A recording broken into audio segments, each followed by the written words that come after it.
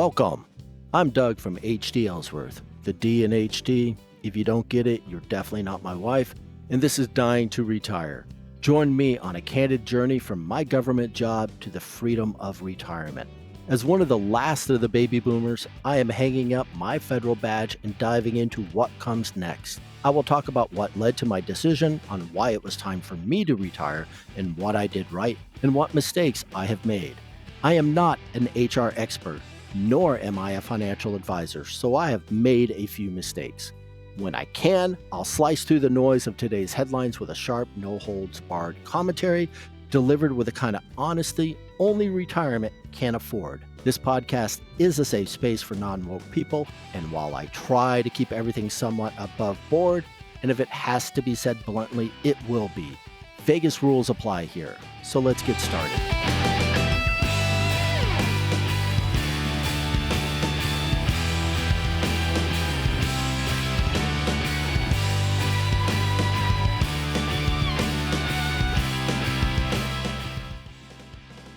Welcome back, and I'd like to first apologize for the lateness of this episode. I've been under the weather a little bit.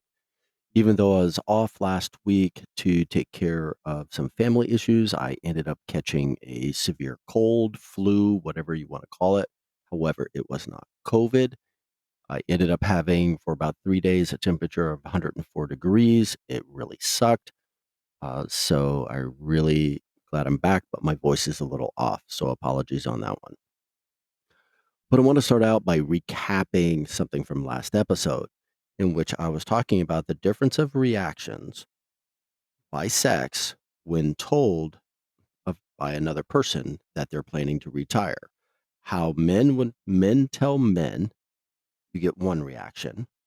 When women tell men, you get almost the same reaction. However, when men tell women, it gets a very different reaction. And often, like I said, like in the barbershop, I got, oh, you're too young. You should still continue to start work. You're too young. You should continue to keep working. My husband died while he was still working. He never retired. And the attitude is, what's wrong with you? Why are you lazy? And even if they're not saying it, there's a whole lot of implicitness in there. So I had a good friend, Danielle, and she said, HD, let me tell you her perspective on it. She said it's not right, not wrong, but it's the women of today and yesterday. And she said she's hoping it's getting better. But this was the scenario. If you're well off and you're planning to retire, a woman sees you as still as someone who's able to generate revenue, income. So, like we all know, rich people, even when they're not working, they're still generating revenue. It's still coming in through their investments and everything else. However, step that down a few notches of wealth. You can be well off, but not uber rich.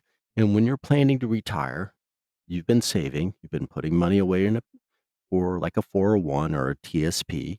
You're putting a lot of money away. You went without of a lot of things, not a new car every 5 years. You didn't go vacations every other year or every year. All these things, you push it back.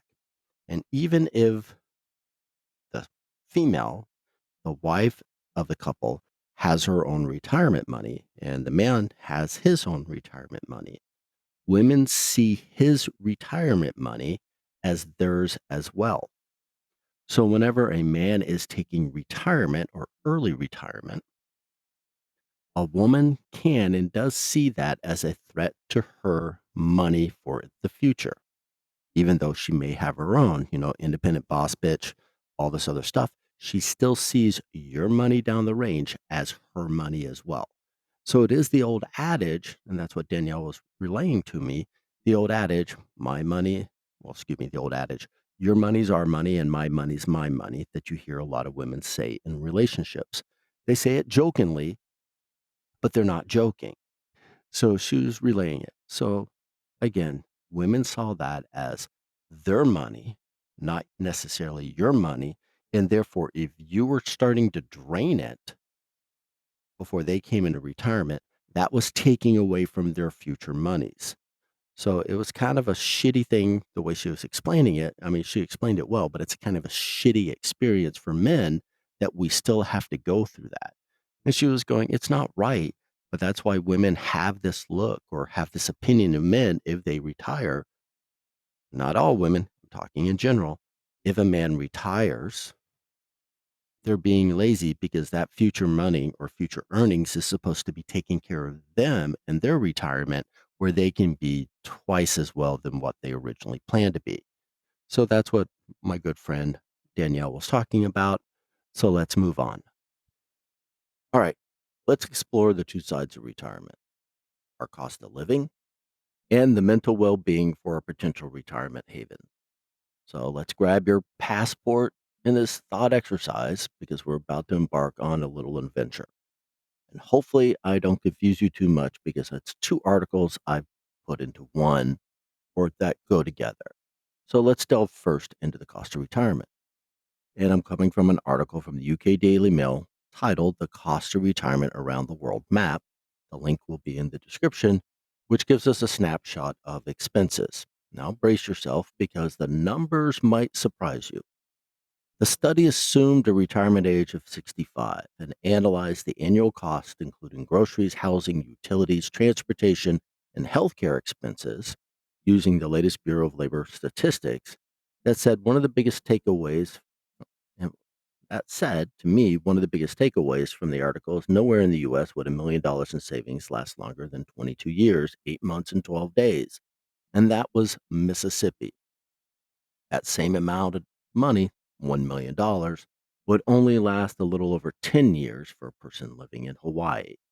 However, the United States, the price of living throughout the United States has significant differences in cost, like I talked before in a previous episode.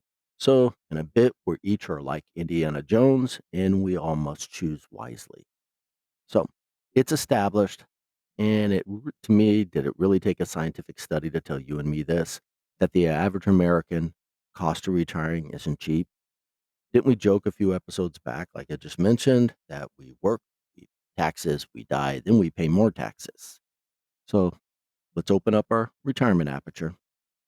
On average, some of the most expensive countries to retire in include Switzerland, the US, Luxembourg, Denmark, United Arab Emirates, and Canada.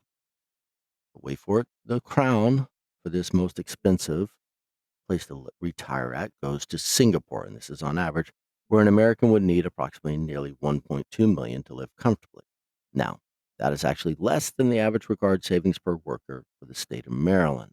And if you remember, that was somewhere along the lines of $1.5 million US, not Canadian. So if we can have that collective gasp, that's quite a price tag for a retirement paradise. That's an expensive LBFM. If you don't know what that is, ask your father or uncle who was in the military during the 80s and 90s in the Far East. However, I digress. What really gets me is what the article's top 10 list was: places to retire, which to me was filled with several F no's. Reason why? Pakistan was number one, with only needing about $158,000 in change. But somehow I don't see my lily white Christian ass doing well there, no matter how cheap. The same goes for many of the other top 10 cheapest. Number two was India at 186,000 in change. Three was Colombia, which I would think about was just a hair under 200,000. Then you had Algeria as four, Tunisia is five, Egypt was number 6 with 217. Uh, in there, Sri Lanka, I think that was 227 or something like that. Sri Lanka, Nepal, Macedonia North, which I would think about it, which was under 230, and then Kosovo, which probably would be a no, at around 230 even. Now, it gets better and more interesting when we swing the pendulum to the other side of the spectrum of retirement. When we start looking at our mental well being, which is equally crucial in our retirement.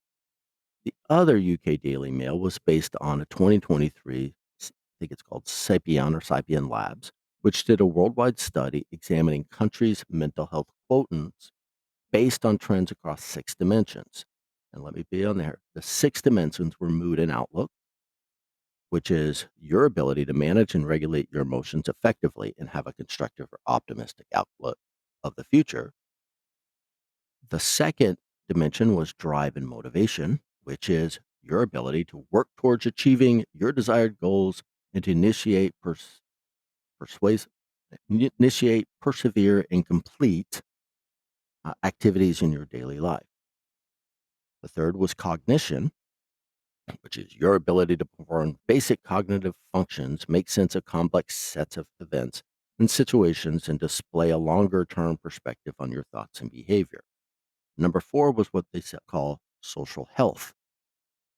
Apologies here as my computer starts going crazy. How social health is how you interact with, relate to, and see yourself with respect to others.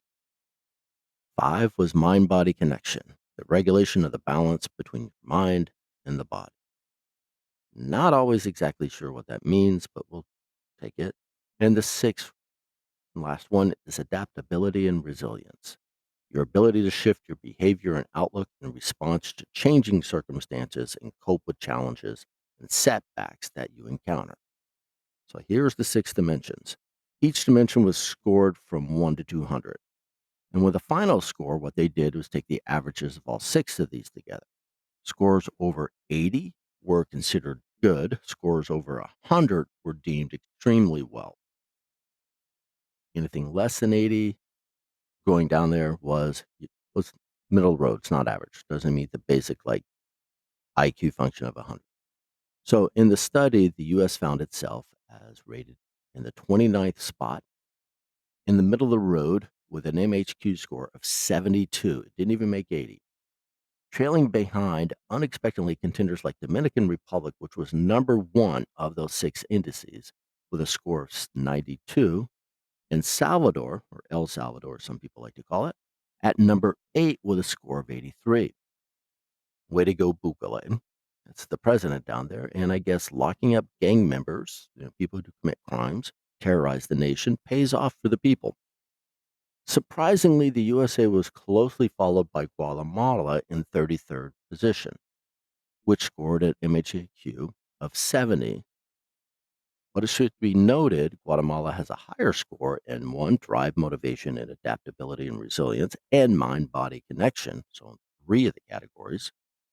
Guatemala also had the same score as mood, outlook, and near same score as social scores as the United States. Where Guatemala got beat was cognition, which drove the US's average, scoring 2 points higher at the 72 versus the 70.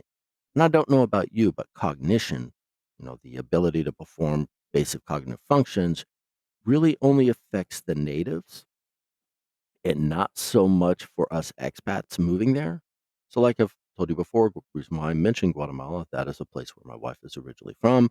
That is where we're looking about retiring, taking over a family home there.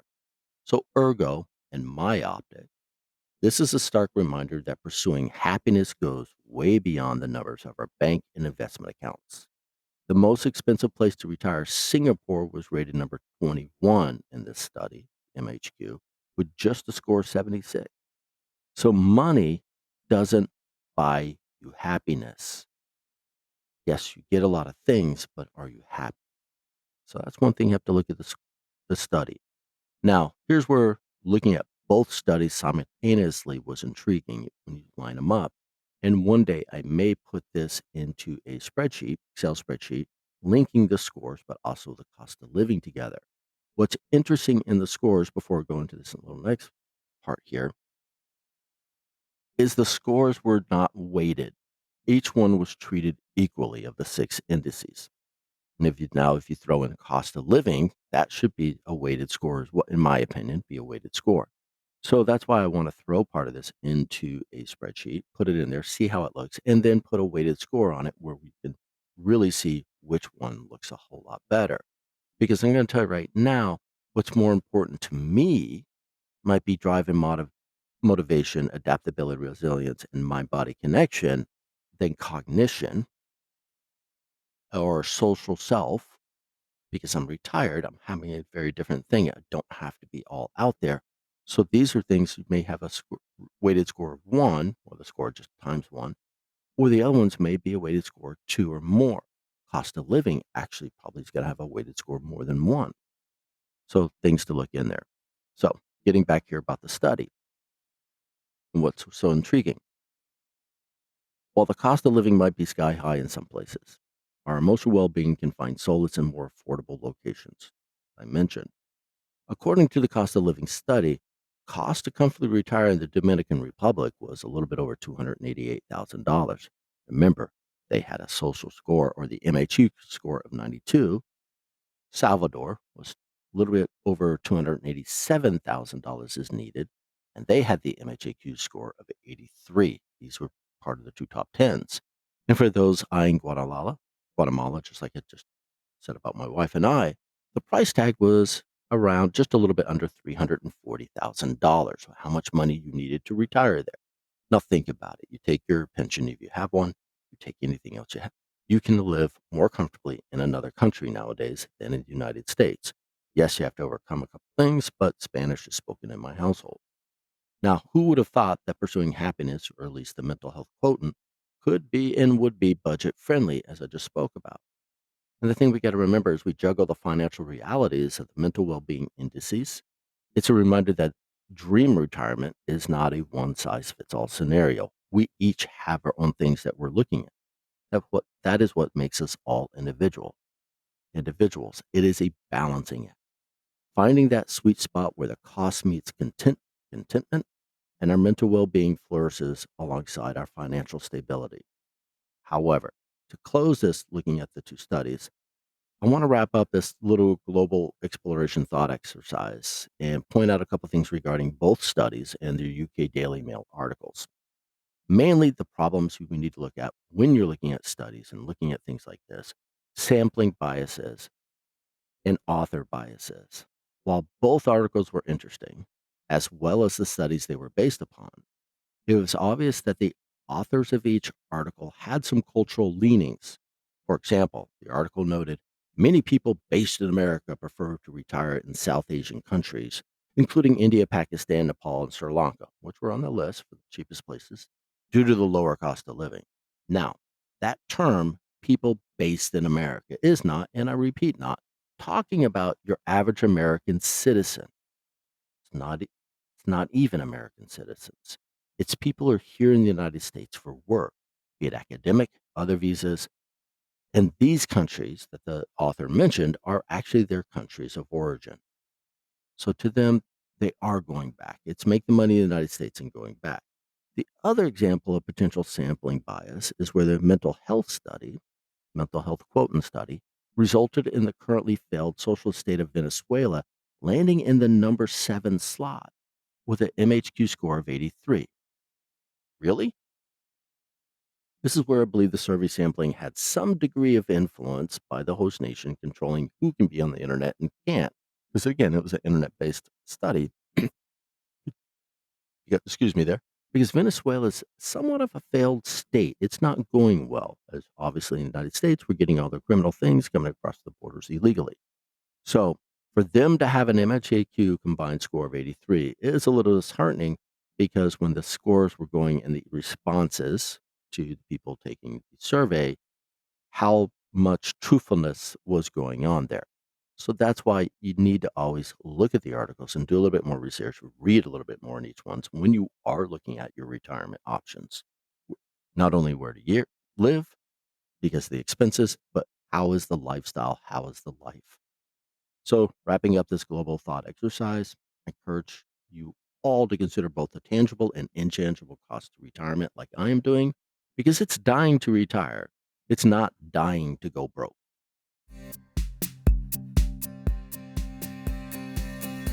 All right, moving on. Now, I'm going to segue a little bit back to where took that class at work, that 2-day class for us who are getting ready for retirement, our federal employees who had 5 years or less in there. One of the topics in there, do you take your health benefits, keep them going? Yes, I'm going to be doing that. I see the long-term benefits on there for my wife and I. Do you take FSA, your flexible spending? I never did my flexible spending. The reason I never did it was I had saved it 1 year because I wanted to get the LASIK vision for my eyes. I saved it, got it ready, went down to the laser place, and they're like, "Nope, um, your eyes are so screwed up, you need to wait another 5 years." And every 5 years after that, it became the same question or same response. So I just stopped doing that. But the thing to come is, do I FEGLA or no don't FEGLA, which is the Federal Employees Life Insurance Plan. Do I take it or not? It's a group term life insurance available to me and my family as a federal employee during my retirement. I have it now because there is a 5-year rule. You have to have had it for 5 years if you want to continue it into retirement. Now, because I will be retiring prior to the age 65, the premiums will be on me. It's basic life insurance. I can get, I think it's like one starts at like $15,000. That's the basic, starts like a couple dollars every month for every $1,000 of coverage. But then you hit the option B, I think it is, or the option A or option B, that now I have to start doing the multiples of my regular salary. That turns into several $100s a month. Do I need to be paying for it? It is supposed to be there to replace your salary. But if you're no longer working, what salary are you replacing? And just pulling this out of my ass, the $1,000,000 I have in my investments, if it died, it goes to my spouse. So she gets that. Does she really need a salary supplement when she has that? So those are things I have to look into and that anyone should have to look into. So that's what I'm currently studying and looking at because I pay 2/3 of the premium for the basic life insurance. The government pays a little bit more.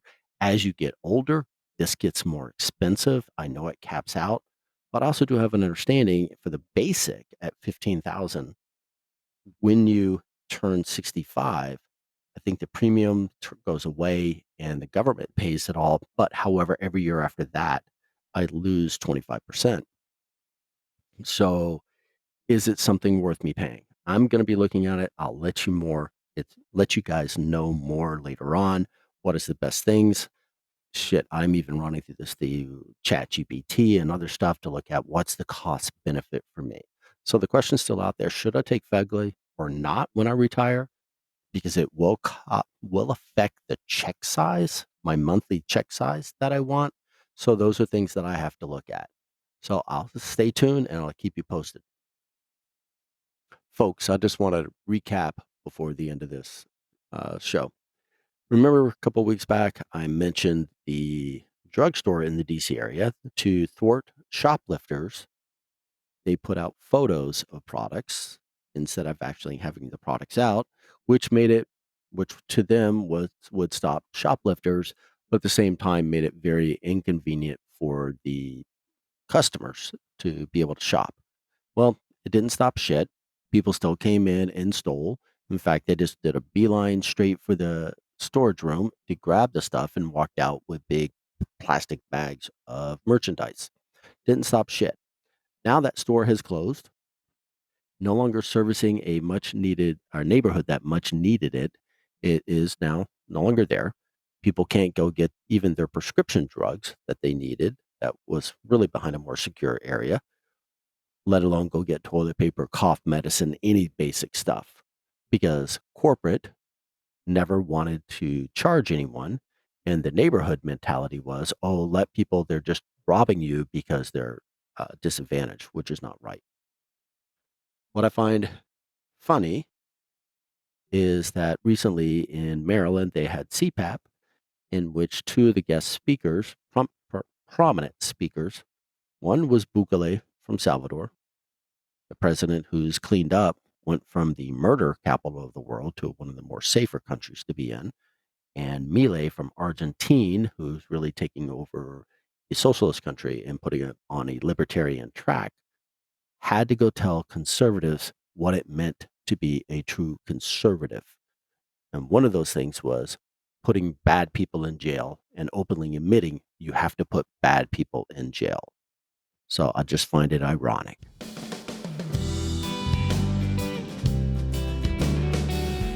That's it for today. curious, concerned, or just want to chat, I'm all ears. Reach out at dyingtoretirepodcast@gmail.com. And if you find yourself nodding along or you just enjoy the ride, don't forget to hit like and subscribe. Hasta luego.